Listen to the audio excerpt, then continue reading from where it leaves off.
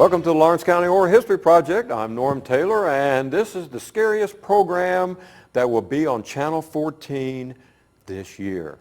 In fact, I'm going to give you advance warning to go ahead and to turn down the lights, light the candles, or, well, if you got candles, well, if you got lights, you wouldn't have candles, I guess, would you? Well, I don't know. It just kind of depends on how your household is run. Okay, well, either turn down the lights or blow out the candles. Or, but anyway, Fireplace is good. Yeah, fireplace would be nice. Right.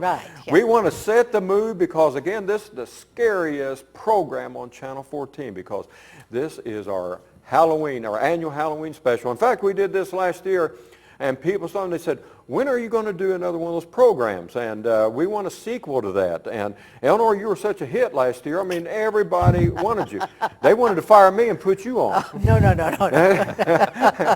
I mean, what I tried to do out there at Channel 14, people, is I wanted to find, first of all, the two of the scariest people in Bedford. So anyway, I did some research, and I looked at some scary people, sometimes in Walmart and McDonald's and Kmart, and I always see scary people at school. I mean, you ought to see some of the kids I have to work with every day. Talk about scary. But anyway, I thought, who would be the two scariest people that we could think of? So I really searched Bedford over, and I came up with two names. Well, Norm Taylor is pretty scary. No, not Norm Taylor. Norm Taylor is the what am I? I'm the host. Oh, okay. I'm the host. No, these two. So I came up, okay, the two scariest people for this scary. Oh, and by the way, now listen, Channel 14 people, you're supposed to be turning down the lights. I see some of you sitting there not turning down the lights. Turn down the lights. Go ahead and build the fireplace. Turn down the can. You can turn down a candle, can't you? Can you turn down a candle? I never have. Well, okay, you can't turn down. Steve, oil lamp you can, but a candle you cannot. So you can't turn down a candle. Well, anyway, I saw that in the Civil War days they had this candle, this cording candle, that that if you didn't want the quarter, if there is such a thing as a quarter, to not stay long, then you would, put down the candle in this real low, because when that candle burned out, the heat would have to leave. But anyway, I'll bring it and show you on the air of that. But anyway, the two spookiest, scariest people in Bedford I have as my guests today. So if the lights are down low, I'm going to interview and introduce my guests. First of all, from the Times-Mail, she was a writer. Were you a ghost writer? Well, this time of year I was. Oh, the humor tonight is, not only Eleanor, and I think we're going to sing The Wizard of Oz too before this is over, right? Oh, probably so, if Dorothy will join us. Okay. Steve, will you do The Wizard of Oz with us tonight? Yes, I'd be happy to. Okay, maybe before it's over, we'll sing The Wizard of Oz. Well, that's scary. It is very scary. And we're trying to build viewership. Eleanor Himebaugh was with us on my program last year, and again, so many people really like to hear the ghost stories and the tales of folklore, and you say, well, what's this have to do with the oral history? Well, every community I've ever heard of, everywhere, any nation, any community, and certainly is the same for Lawrence County, has had its share of ghost stories and stories of folklore. And this is a part of our heritage and our culture here. And it goes back to a long ways, and you can learn about the history of people sometimes by listening to some of these tales. Don't you think so? Oh, yes, definitely. Yeah, and it's some interesting things that come out of it. Eleanor Himebaugh was with Times-Mail for how many years, Eleanor? 21 years. 21 years. Oh, that's scary. Well, 21 years with the Times-Mail. Actually, I like the Times-Mail. I'm a subscriber. But 21 years, and over 21 years, did you ever get a chance to really meet some interesting people? Very much so, and that was what I loved about the job. And this time of year, the fun was tracking down the people who would tell me their ghost stories. Oh. Things that, we have factories that are haunted. We have downtown buildings that are haunted. And of course, you all know the Tunnelton tunnel stories and the Bonds Chapel chain links on the tombstone stories.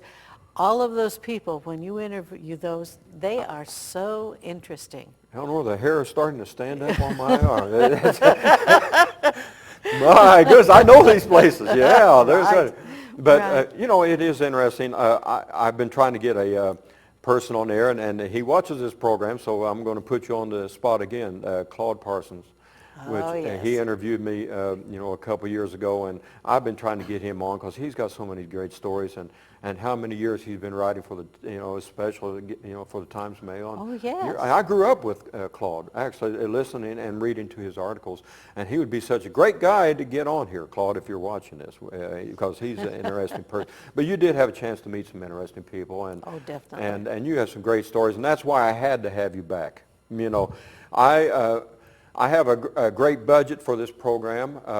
I have, as you guys know, well, I get a salary for this, and you guys get paid well for this. There's a lot of money involved in this program. Up to date, you know, Lee Hutchison, that's my co-host for the veteran part of it. He's going to get a raise. He has been paid nothing, and he's going to get zero next time. And you guys are going to get zero, but you're going to get the same thing I get, which is zero. So it doesn't insult you any. No, I'm still waiting for my ice cream cone from last year. Oh, did I promise you an ice cream cone? I thought you did. I probably did. Well, now I owe you two. Maybe now it's about the time. Should be a milkshake by this time. Okay. Eleanor Himebaugh, it's good having you, Eleanor, with us today. And Stephen Bowman, it is good to have from Mitchell High School. Yes. And it's always good to have Mitchell people on with us. And Stephen he's got some interesting stories. You know, you don't have to be around Stephen very long before you find all kind of interesting things. Now, Stephen, you don't mind being called one of the scariest people in Bedford, do you? I've been called worse, so Okay, shouldn't faze me a bit. That doesn't bother you. Stephen's a nice guy, a friend of mine, and has been on the Lawrence County History Festival and our committee now for a couple of years has it been? How long has it been, The committee's Stephen? been 2 years. I've been coming to the festival for 3 or 4. It's been probably 3 or 4 years, and has been a vital part of our History Festival. And, you know, we enjoy the History Festival. We enjoy the committee meetings. We have some fun meetings, don't we, there, Steve? In fact, we're going to have a Halloween party / meeting coming up, and that'll be fun. So it's part. But Stephen's been a part of our meeting, and you are from Mitchell High School. And where are you from, Stephen? Well, I grew up in the itsy-bitsy town of Bryant'sville, and if you blink twice, you miss the entire experience. We did a show on the old Bryant'sville School once. Yeah, it's been, oh my goodness, probably 2 or 3 years ago, you know, but we actually found a couple photos of the old school, and it was real neat. Actually, a good response from that program. And Sue Hill got me a couple photos, or put me in touch with people. And so Mitchell High School, so a Mitchell grad, and been in Lawrence County for a long time. Yes, except for a few years when I lived in Lafayette. Okay, that's a good place. I'm a Purdue fan. I went to school at Purdue. Well, good. Stephen, what do you do? Well, I'm the owner and operator of the Bedford College of Lace Making, located here in town, and I also work at the Copy Trolley. Okay, good. Well, good. And the Bedford College of Lace Making, and you demonstrate that a lot at Spring Mill, and we're going to be talking about Spring Mill a lot in a few minutes. But I've seen some of the work, and you do excellent work. And in fact, though, I know you do lace making, but I've seen gourds. Yes. You know, I mean, I wish, if we'd have thought of that, we'd have brought some of those gourds in here, if you had any, to show people, because they are fantastic. Sometime in the future, can I bring a couple of your gourds that you do in? I want to show them your gourds, because they are fantastic. That'd be great. You better do it quickly. I'm getting ready to do a craft show in November, so they may go fast. I'll bring it in, folks. I'll bring it in. I want you to see Stephen. He's out of his gourds sometimes, but he has some gourds. I have a few extra hidden in the basement. Stephen can't respond to me the way he would like to, because he's on the air. Stephen has some stories, but you know, people have wanted me to talk about some ghost stories, and you know, I've always been in Lawrence County. I've had a few, but being a Civil War reenactor for about 23 years now, you know, I've sat around a lot of campfires over the years, and I've been on historic battlefields and reenacted. I've been to Gettysburg several times. I've been in Antietam and Fredericksburg and Chancellorsville and Richmond and Petersburg and Appomattox. I've been in a lot of places doing reenacting. And so it is inevitable that during those times when you're sitting around those fires with the Civil War reenactors that eventually you do hear ghost stories. And before I get to my guests, I'm going to just briefly tell a couple of them I've heard concerning reenactors. In fact, just a few years ago, being in reenacting, you have the opportunity sometimes to get selected to be in movies or on the History Channel. I've been on the History Channel. I was in one movie, Gods and Generals. And I had several friends that was in the movie Gettysburg. And we were sitting around a campfire one time at a reenactment, and I heard several of these guys tell this same story, and they verified it to me. It seems that while they were on the set at Gettysburg, when the film was being made, and hopefully some of you or many of you have seen the movie Gettysburg, but it actually was filmed on actual battlefields. Well, early one morning, they decided as a unit to go and to hike to where the filming was going to take place. In fact, they needed to be there by 7 o'clock that morning. But they arrived before sunrise. And they were sitting on a knoll waiting for the buses to come to start bringing the other reenactors. So the sun hadn't come up yet. But while they were sitting there, and there were several that told me this story at different times. They were sitting there just sitting around and talking, and they started hearing footsteps coming up the road up to where they were at. It was from a distance. It was still very foggy that morning, as always it is a lot of times in Gettysburg in the summertime. But they could sound like several footprints. And if you've ever been at a Civil War reenactment, then you will hear the troops when they're coming in that they have their haversack, and on their haversack is a tin cup that is hanging below the haversack. And as you walk, the tin cup just slaps against your leg like this. And you can hear it by several of the men, and if there's a big company coming in, you'll hear several clanging of the tin cups against the legs. And so they were hearing this. And so they figured that there was one of the groups that decided to do the same thing that they did, that they were coming in early to be a part of this taping. And so they waited for their comrades to come up and to greet them. So they listened to this marching and to the clanging of the tin cups coming up this road. They could also hear what they felt like the guns shift, and they thought even a faint command. And as they were coming up the road again, it was just starting to get light, just barely. And as they thought, well, who would this be? And they named a couple of people they thought maybe would be coming up there. But as it became light, and just right before light, the clanging stopped, the marching stopped. And as it became light, they looked down the road, and there was nobody there. In fact, then the buses started coming up. So they started asking around and said, did anybody else come up this road? Did anybody turn off or anything? And nobody knew anybody else that came up this road. And they went ahead and shot one of the famous scenes of Pickett's Charge that day. This was actually near Pickett's Charge.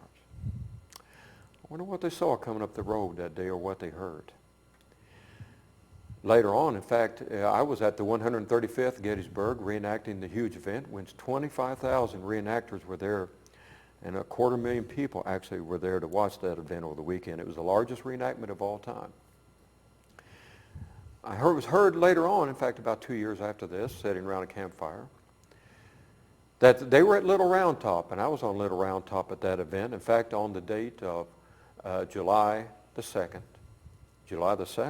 of 1863, on the second day, is when the Battle of Little Round Top occurred, when Chamberlain's men of the 20th Maine held off a furious charge of those from Alabama. So anyway, I stood on that July 2nd, years later, 135 years later, and kind of took in the sights of all the reenactors and all the people there and trying to remember what had happened that day. Well, some others were there, and their captain had said, it's time to get back into camp. Go tell everybody to come on. And one of them looked around, and they saw 4 Union soldiers standing over there together, thinking it was a part of their group. And they say, come on, guys, it's time to go. The captain wants us back in camp. Well, they just stood there, didn't say anything. So the guy thought, well, they're just ignoring me. So again, he hollered, guys, it is time. The captain wants us back in camp. And again, the 4 soldiers just stood there. This was around 2 o'clock in the afternoon. So I said the third time, and he said, for his final time, he said, we're leaving. The captain wants us back. You guys are going to be in trouble. You better come on. He said one of the men in the blue Union uniform, which he thought was very authentic looking, by the way, turned around, glanced at him for just a moment, but then turned back. He said, okay, guys, that's it, and he walked away. Briefly, just a few feet after he started his march back to camp, he did look around just to see if those guys decided to join in, and he looked, and all 4 were gone. Well, when you're in reenacting, especially places like Gettysburg and Antietam, you hear these type of ghost stories quite often. And there have been some strange things that have happened on those hollow fields that I can't explain. In fact, a man that wrote for the magazine The Blue and the Gray, as him and his wife sneaked into Gettysburg one night and sat on Cemetery Hill, he said all of a sudden they heard the booming of cannon over by McPherson's Ridge. So loud, they couldn't believe what was happening. It just happened for a few seconds. Then it quit, and they never heard it again.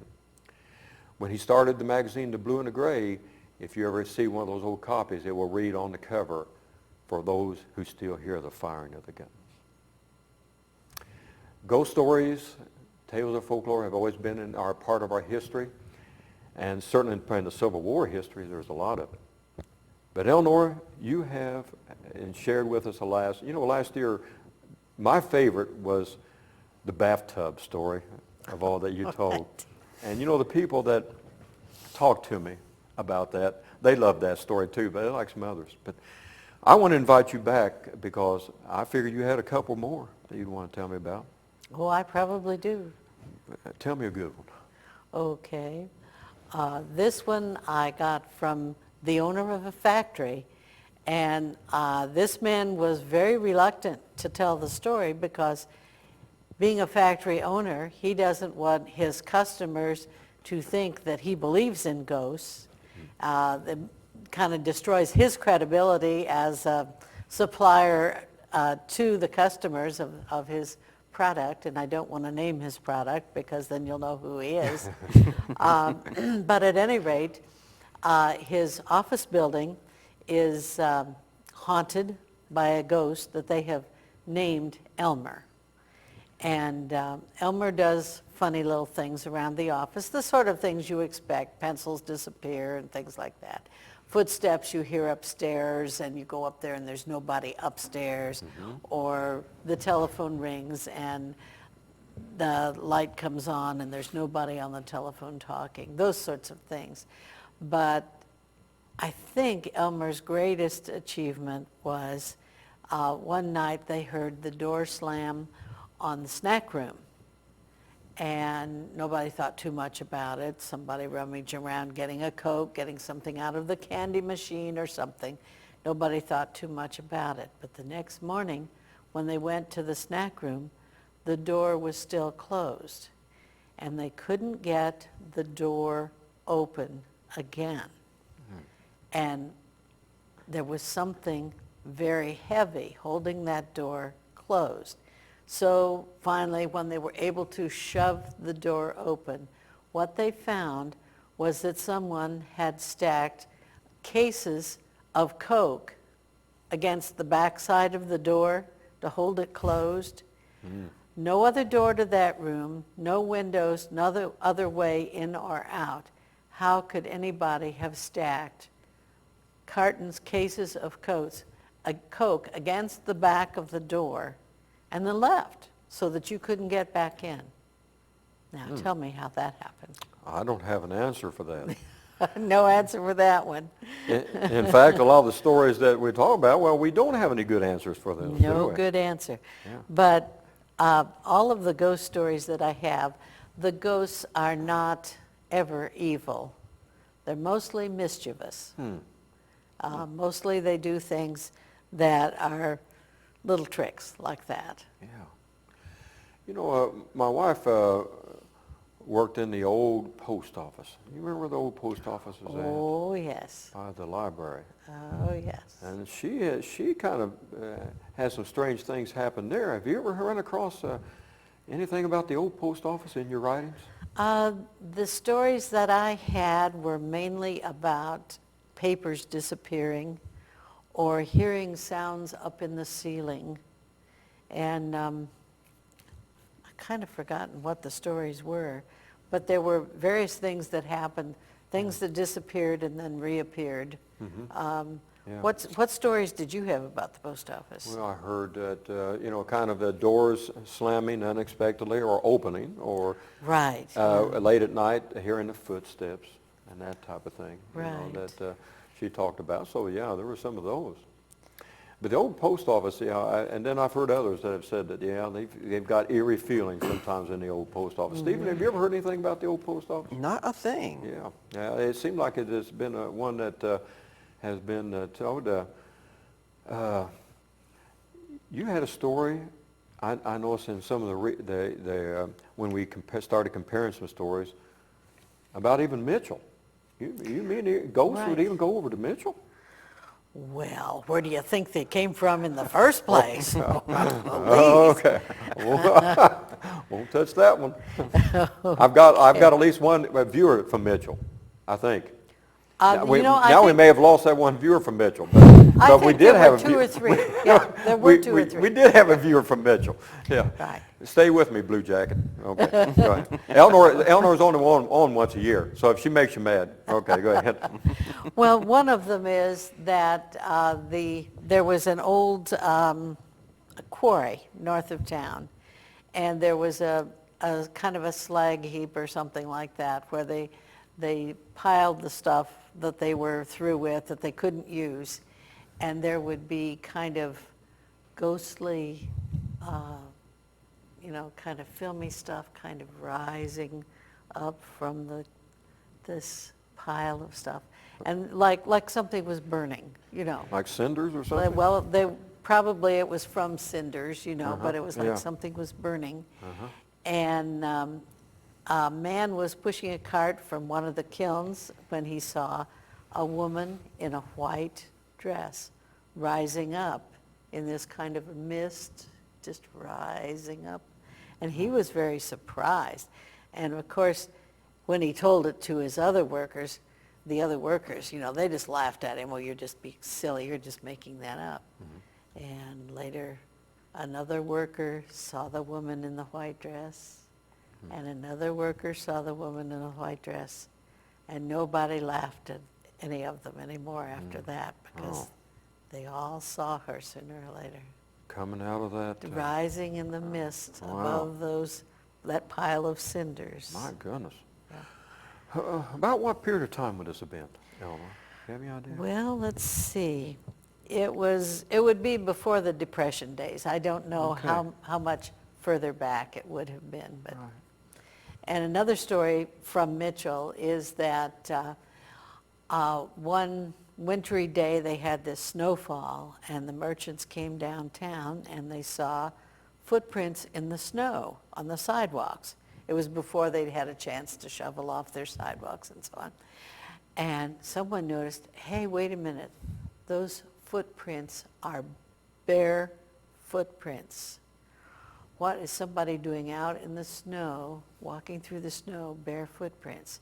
So they thought, let's follow and see if it's someone in trouble. Well, you know Mitchell downtown, the main street there, you know, where all of the business buildings are.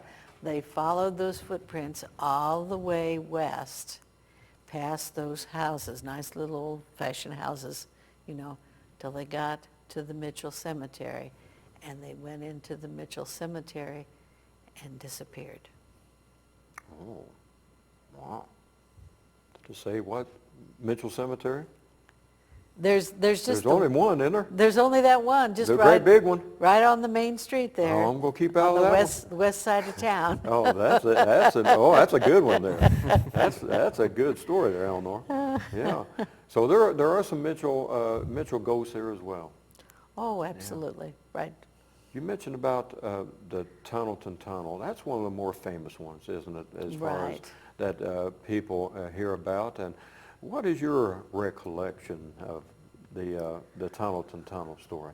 Well, the original story is a man by the name of Dixon, and I'm sorry I've forgotten his name, senior moment, you know. Yeah, okay. Whether it was John or whatever. But anyway, Mr. Dixon was the night watchman at the tunnel, and his job was every time a train went through, he was to go back through the tunnel and check the tracks to see if any chunks of limestone fell out of the ceiling and got onto the tracks from the shaking of the tunnel by the train, because they didn't want a train to derail in the tunnel by hitting a piece of limestone.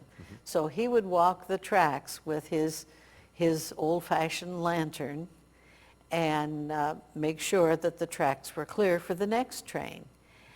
And later on, the company, I'm not sure just which one of the railroads it was, decided that the modern thing to do was to line that tunnel with brick so they would no longer have to check the tracks. So they had workmen come in from Illinois, and they made brick walls and brick ceiling in the tunnel to line the tunnel so that they didn't have to have a night watchman anymore. But while those men were working, there were some girls who came up to the tunnel, and one of the men that was working on the tunnel was, shall we say, not very polite to the girl.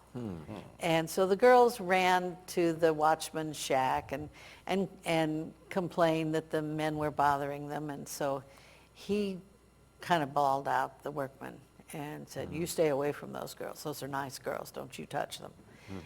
Well, the next day, our night watchman was found dead in the tunnel. And the story was that these workmen didn't like being told what to do by somebody who was no more than just a night watchman. And so the next time he walked the tracks, they broke his neck and laid him across the tracks so that if a train came along, it would look like the train ran over him. Wow. Well, to this day, they say that that watchman walks the tracks, swinging that lantern back and forth. You can see the light coming as he walks the tracks, looking for stones that have fallen from the ceiling, and probably looking for the men who killed him. And it is true, there is a man named Dixon who was killed in the tunnel, and he is buried at a cemetery that is just north of Tunnelton. And his relatives still live in this area, and they verify the story. But if you were to go out there, and we don't recommend this, please, we do not recommend this. Yeah. I know a lot of high school kids do this, but I think it's even been fenced off so that you can't get into the tunnel anymore. But if you go out there and you walk into the tunnel curves just slightly. When you get to the center of that tunnel, it is pitch black because you can't see light from either end of the tunnel. And so when you get to that very center, it is pitch black, and they say you can see the watchman's lantern coming, or you can hear his footsteps coming. And some boys did that from here, from B&L. They went out there, and they had flashlights. And they thought, well, whoever is walking, coming into the tunnel, we're going to scare them to death. We're going to turn on our flashlights and yell, boo. And when the steps got close enough, they did that. They turned on their flashlights, and they yelled, boo. And there was nothing there. It's one of the great ones in Lawrence County. Right. Oh, you do such a good job telling the story. I always enjoy having you on there. We're going to give you a chance. Now, if you need to get up to go get something to eat, or while you're watching this, or go to the bathroom, or whatever you need to do, you can turn on the lights for a little bit as they go leave. But just go for a second, because I'm going to have Eleanor back in a minute. So just make this quick. Hurry up and get back here. No, you need to stay here because Stephen's getting ready to talk. Stephen, Right, yes. you and I and a lot of our friends have been spent a lot of time reenacting down in the village, and we've been down there late at night. Yep. Whenever all the crowds are gone, it's quiet back there. It's real quiet. In fact, it's real nice back there in the village, hasn't it? Yes, it is. We've stayed in the old village houses, and that's been a real treat, by the way. That's something to be able to me, it's an honor to be able to stay in those houses. And so it's not a privilege I take lightly. Oh, no. Or abuse, because it has been a privilege for me to be able to stay in those old houses. But it's been quiet back there, and you know, sometimes you get some kind of eerie feelings down there. What's been your experience about Spring Mill Village? Well, I've never really felt eerie down in the village. And some of the things that have happened to me have been at the middle of the day as well as the middle of the night. Oh, okay. Usually I set up in the lower Hamer house, which is the Thomas Hamer house. And Now, is that one of the original structures there? that is the original site of the house. That is Original? not an original house. Okay. It was brought to the site from another location. But The it's original bu- house was gone. It's built on the original site of that, right? Okay. And in that house is a ghost we call Edna.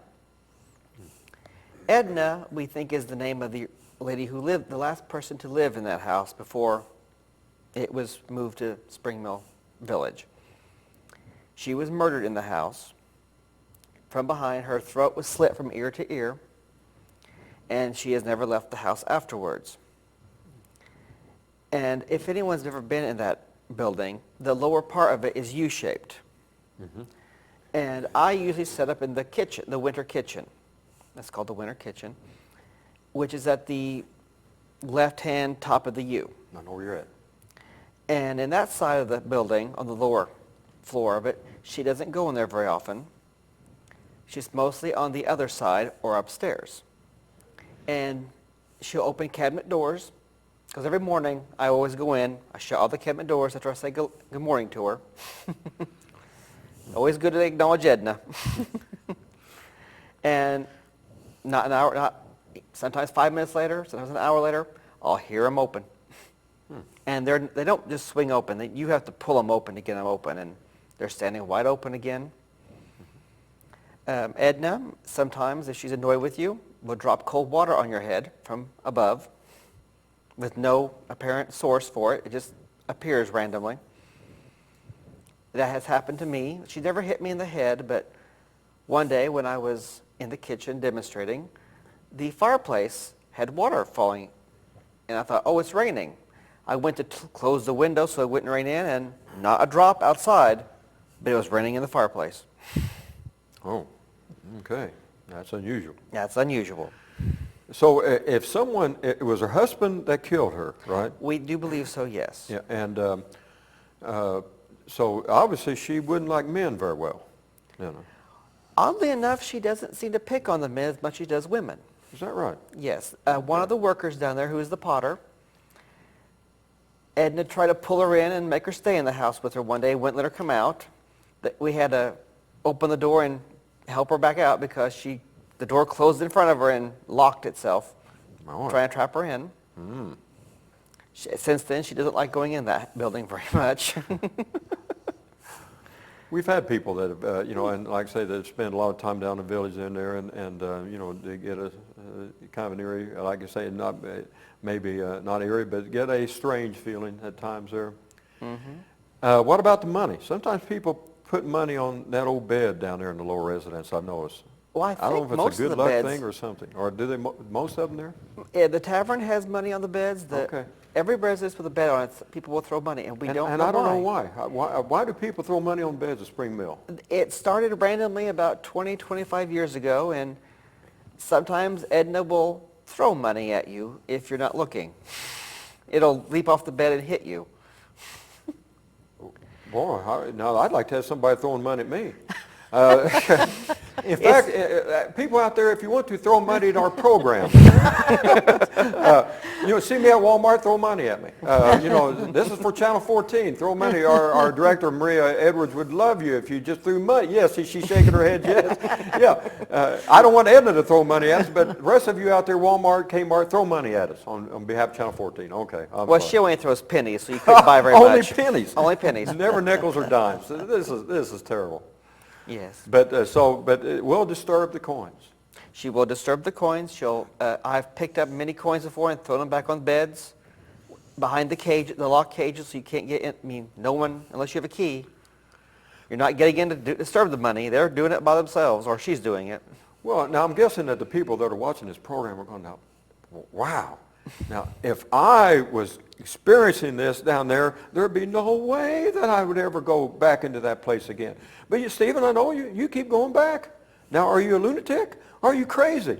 Is there something? Well, many have said so, but why do you keep going back? She never bothers me. Okay. Thank you, Anna. She never bothers me. So. That's good. Can I ask a question? Oh, please do. Yes, please do. People put money on the tombstone in Hamer Cemetery. Yes. Why do they do that? That I don't know. I have never found that out. I never operate out of the cemetery, and no one's ever told me, and it's never come up in conversation. I'm too busy picking up pennies off the floor and throwing them back on the beds. Well, I do know that is true. Yes. Eleanor, and in fact, at Hamer Cemetery, I've heard some ghost stories out of that too. Mm-hmm. But about like a little dancing balls of light and stuff in that cemetery. I've heard that was the type of things as well. So at the lower residence, then, is there any other places there in Springville that you've had some unusual experiences? Now, Janie is a little girl ghost who lives in the Sheik's residence, which is the Weaver's cabin. Yes. And there is a small photograph of Janie. Is that the first cabin as you come to in the place? Okay, for those that are watching. Okay. Yes, it's the first cabin as you come from the concession stand or the parking lot. I see. Yes. And many times the Weaver has found this little picture sitting on her loom when she comes into work. She's the first to unlock it. She's the last to lock it at night. But somehow this picture started appearing on her loom. And she's been there for many, many years. And so she started putting it in the drawer. This little girl named Jane, at the back of the picture, her name Jane is written. So she knows her name, not her last name, just her first name. Is this an authentic photograph, or is it a copy? Oh, yes, you can go to the Weaver's cabin and she'll show it to you. Okay. She will show it. She's very happy to do it. She keeps it under a hammer so it won't move very often, but every so often it will slip out from under the hammer and disappear. And this girl was about how old, Stephen?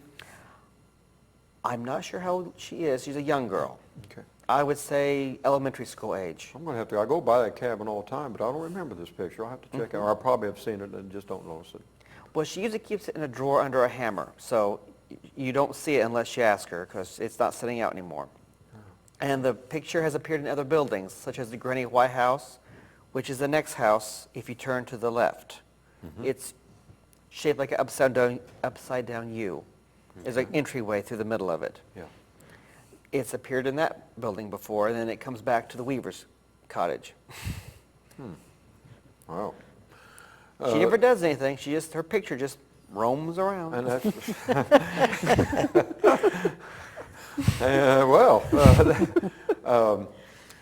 so if I see a floating picture while I'm down there? No, it never moves. Oh, You're looking at it. It never moves. It just appears. You walk into a room and there it sits. Wow. As if someone had set it up for display, and you don't pay much attention to it until you happen to realize Janie's out of the drawer. Eleanor, this is a spookier show than even last year, isn't it? Oh, yes. Okay. So in the Sheik's cabin, and I believe it, that is the cabin that belonged to the grandparents of the outlaw Sam Bass, I believe. Is that correct? I don't know much about that house. I know it came from Lick Creek. Right. Which is about a mile or two away from... Yes. Okay, and that would be, the history I've read about that particular cabin. Sam Bass was one of the most infamous characters out of Lawrence County. In fact, he would have been number one. He would have been the Jesse James down in Texas of his time. In fact, Texas Rangers ended up shooting him, but he was a train robber, very famous for his time. But that was his grandparents, and he lived right by that house. So, we can assume, we can't document that, but we can assume that probably Sam Bass would have probably been in that cabin as a little boy at one time. I'd say so, yes. So, the chic cabin, the lower residence, Granny Whitehouse has even had a couple of... People have seen little children in there playing, multiple, 2 or 3, and they think, oh, some kids have gotten in. They go in and chase them out as they're closing up, and there's no one in there. Yeah. And that's separated by a dog trot. Yes. Yeah, and if you guys know what the dog trot, you seem to know what that is, but that is an unusual feature of that cabin, is the dog trot area. But it's 2 different kind of buildings connected, and they've seen apparitions in both of those, in the Granny Whitehouse. Granny Whitehouse came from Leesville, I believe, didn't it? It came from the eastern half of the county in Leesville. Granny White lived there. She had several husbands. She buried them all. I'm not sure how they died. I'm assuming natural causes. That's why it's haunted? Possibly. I don't. It's always been children seen in that building, so I'm assuming it's not. It's not a husband. Okay, so hopefully they died of natural causes. Maybe. I think they did, because she always married them after another one had died, and they were older gentlemen. So I know that one's haunted, and the tavern is haunted, and the Himebaugh house is haunted. Now, which one is the Himebaugh house? The upper residence across from the lower residence. And it's called that because it's on slightly higher ground. Yes. That is the Himebaugh residence. The other brother who owned the mill with Thomas, his house is haunted. We don't know much about that ghost. We just know that the temperature changes when that ghost is around, which I think you've experienced also before. Yeah, there's been some strange things happen in that house. Well, I've stayed in that house. Well, only because you were there, I think. I think that's probably it right there. And I have stayed in the tavern. Yes. But since that, I work for the school system, I better notify that the tavern had a little different meeting than it does now, by the way. In fact, the tavern at Spring Mill was a place that the stagecoach would stop, and that you would stay in a tavern there. You could eat a meal, and I'm sure probably there were spirits of different kinds that would have been there, because at Spring Mill they had a distillery, so they made, right next door. In fact, I heard they made some fine spirits there, right next door, some whiskey that was made there at Spring Mill. But at the tavern there, we'd stop. In fact, there is now an interpretive sign there that you can read about the stagecoach that is there in front, and the road that just ran right in front of the tavern there at Spring Mill. But it's a neat location. It's not an original, but it was built on the location, I understand, of the Montgomery Tavern. And I believe that for like 25 cents or something, you could stay the night. I may get my figures wrong. I know there was a 12.5 cents there. Maybe that was for feeding your horse or something like that. But if you ever go up into the Montgomery Tavern, what we're talking about, you can go upstairs. You can see the beds up there. They're small, but they used to sleep 5 or 6 in a bed up there. And then back then, you would be sleeping with strangers. They would just put 5 or 6 in the bed, and you think, well, my goodness, these are pretty small, but that actually happened. Montgomery Tavern, yeah, that's been a kind of strange. Have you ever had any strange experiences there at the Montgomery Tavern? No, I've never experienced myself, but I know many people who've stayed have experienced noises in the night. If you stay downstairs, you'll hear the sounds of rolling or stomping from the upper level. I've had friends who stayed in the upper level and never heard a thing, but people downstairs swore the people upstairs were walking the floor all night long. Yeah, I've heard those stories myself, walking up and down those stairs. And having been downstairs and actually heard people upstairs, it's the floors are not that thick. You will hear someone walking no matter which side of the floor you're on. And people have slept through the night and not heard a thing. Yeah. Well, and upstairs, and people downstairs have just been kept up all night. It is just a neat experience. Anytime you get to stay in an historical place, you get a sense of history for those of us that love history, and get a sense of that, and it heightens this type of thing, I think. The Himebaugh house that you're talking about? Yes. Now that is that an original house, or is that again built on a structure? I think that one's an original house. Okay. I believe that is too. I believe you're right. I think it is because it fits the foundation. I mean, the foundation, it fits it, and then you have to change it any for that house. Whereas the lower residence, it has been altered to fit the new house. The impressive structure as you go to Spring Mill State Park, and Spring Mill State Park to me is the most beautiful park in Indiana. I'm prejudiced, I admit that. I've been to a lot of our parks, and we have some beautiful parks in Indiana. I'm not going to downplay any of our parks because they are beautiful. But I just happen to think Spring Mill's the best. But certainly when you walk in the village, the one thing that sticks out in your mind is the mill. That is an impressive limestone structure there. And it catches your eye immediately when you come into that village. Oh, yes. I understand at one time that a young lady fell out from, years ago, fell out of one of the windows up there at the top to her death. I've heard this story many times. And I've had people over the years, reenactors again, that have told about, right at dusk, about seeing the face of a young lady in the windows there at the Spring Mill Inn at the top floor. In the northern, I believe, section where she fell out. I've heard that several times. Seymour, we'll come back to you in just a minute. Eleanor, but I wanted you to give you a chance to rest for a minute, but you have another story that you'd like to tell us? We've got these people now are hooked into us. They're not leaving. They're staying right there. They didn't even, not even have to go to the bathroom. They're staying right there listening. They can't wait to hear another story from you. Well, do you want a Bedford story or do you want an Orleans story? Hey, an Orleans story would be good, but I like to have the Bedford one too. But what about an Orleans story? Yeah. Okay. And by the way, we talked, now the chain wasn't in, was it in Paoli or Orleans, the famous chain? It's 7 miles west of Orleans at Bonds Chapel Cemetery. Yes, that's correct. And I think we talked about this last time, so we won't be going over that. But that is indeed one of the more famous ones in southern Indiana, that story. Oh, that is famous. Yeah.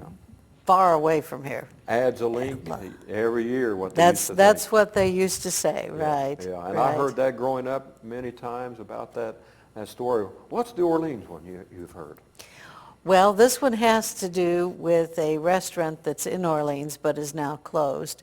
A few years back, when I did the story for the newspaper, the then current owner of the restaurant said that one morning, just right after 4:30, which is when the restaurant opens up, they get the very early coffee crowd.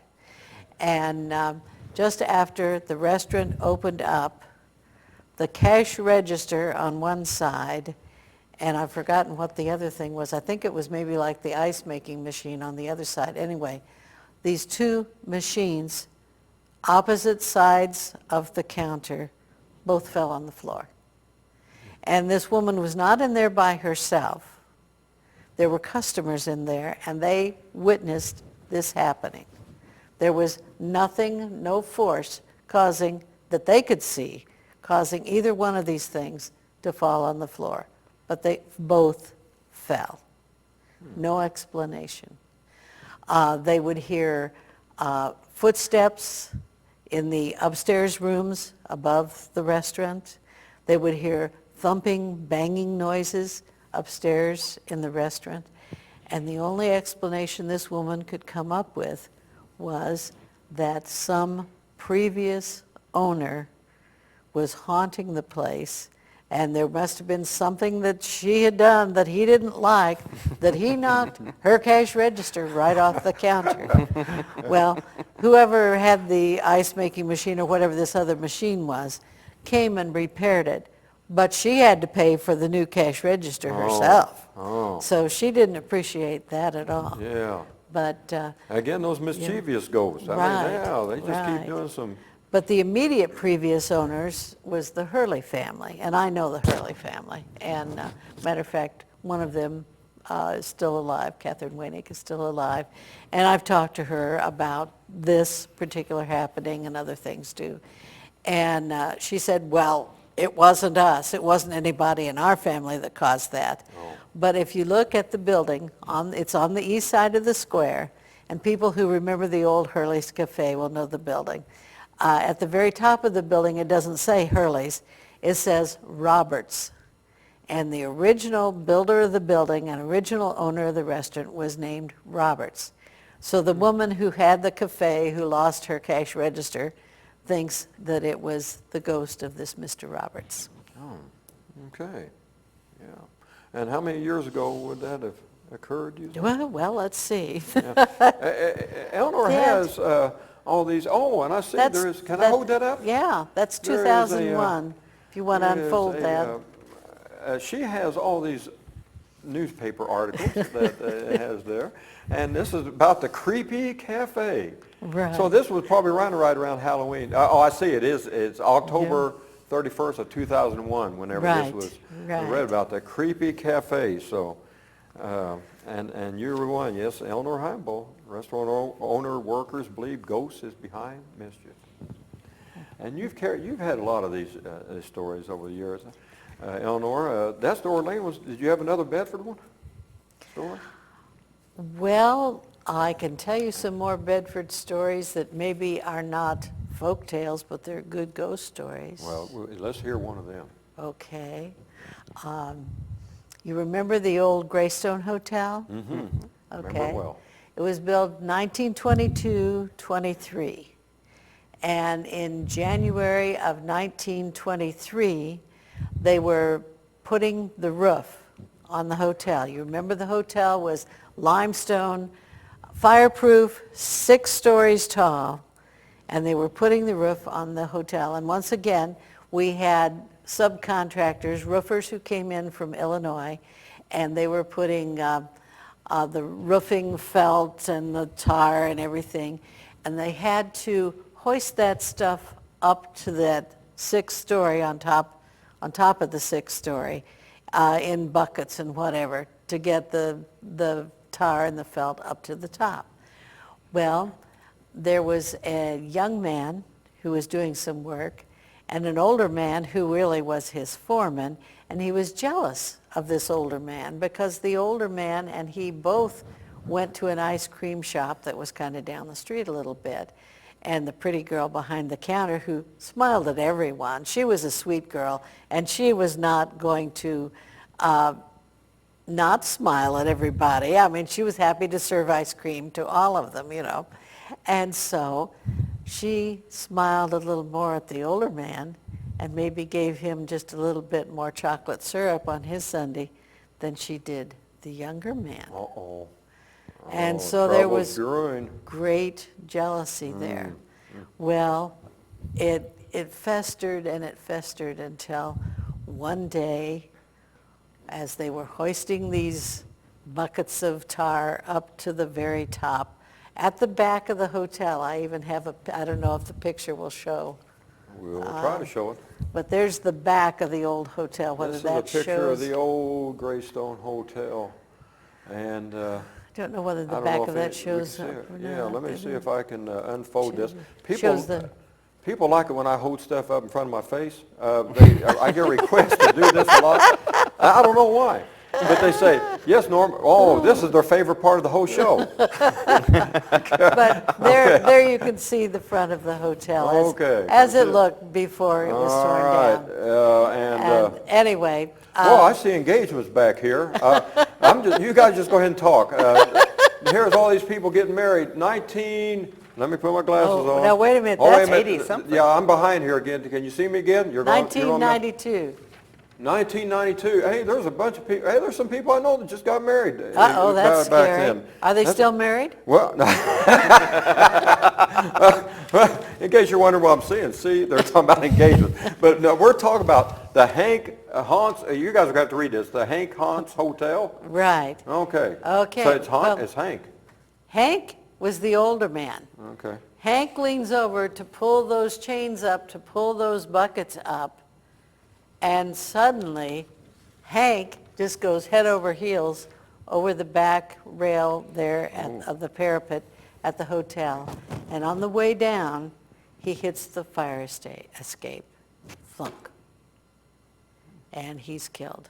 Now, this Yes. actually happened. He did die Hank here. actually, I mean, I don't know whether Hank was his real name or not. I had to But there's make that someone up there. because I didn't Okay, want but there's to. actually someone that did die. Someone died falling from the roof of the hotel, a roofer. He hit that back fire escape that you see in that picture. And there were stories in the Times-Mail saying that his head was crushed and his shoulder was broken and his leg was broken. They hauled him off to Dunn Hospital, and it was some hope of saving him, but he was beyond saving.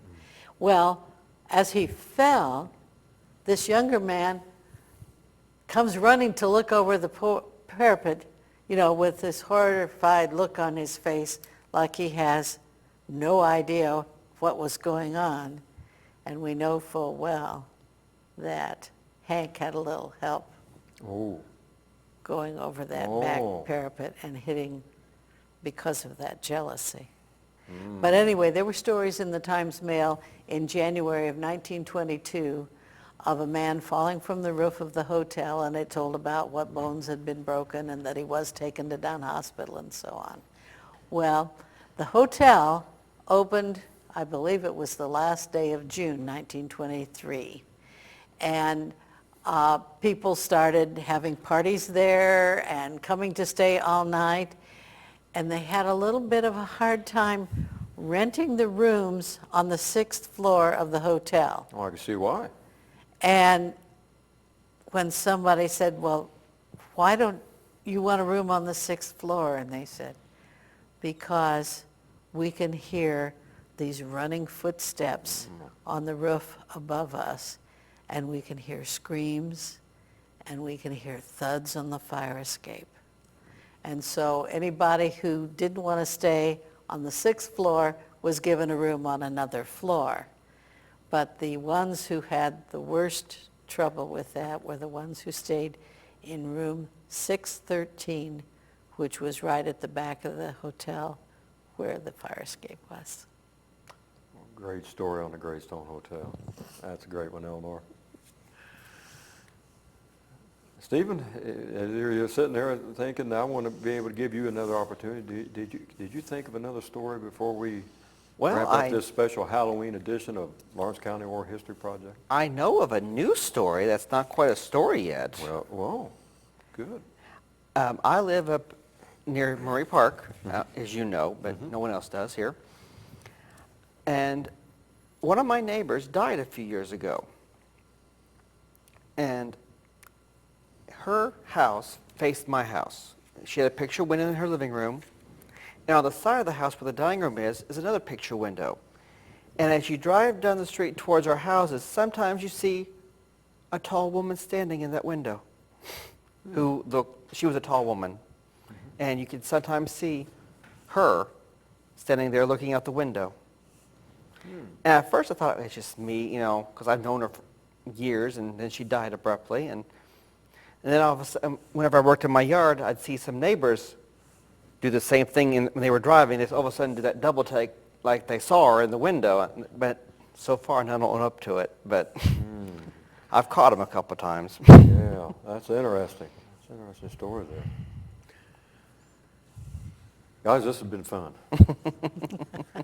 If it's anything like what we had last time, a lot of people came up to me and said, oh, do another one. So I'm going to put you guys on the spot. And if we have several people that email me or throw money at me at Walmart or something, and make it a lower shot, not the face, folks. I've got to have this face for this program. This is what sells this program. So just make it lower shots.